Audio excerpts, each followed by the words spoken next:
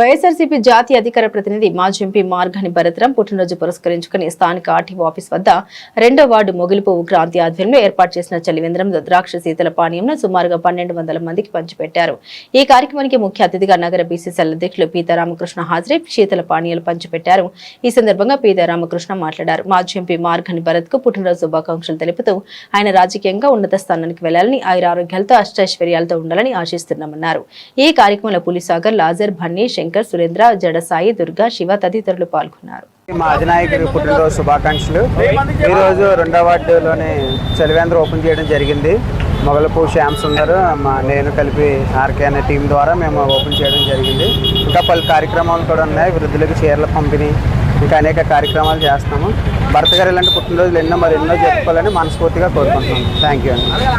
మా అధినాయకుడు మార్గాని భరత్రాం గారు పుట్టినరోజు సందర్భంగా పలు సేవా కార్యక్రమాలు చేయడం జరిగింది. అందులో భాగంగా బ్లడ్ బ్యాంక్ కానీ, వృద్ధులకి చీరల పంపిణీ కానీ, అనాథులకి భోజన కార్యక్రమం కానీ ఈ కార్యక్రమం చేపట్టడం జరిగింది. అందులో భాగంగానే ఈరోజు 2వ వార్డులో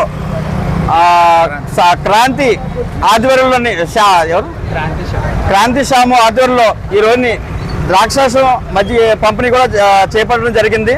మరి పార్టీ నాయకులందరూ కూడా మరి పలు సేవా కార్యక్రమాలు చేస్తూ ప్రజలకు అందుబాటులో ఉంటూ వాళ్ళ సేవలన్నీ కూడా అందించడం జరిగింది.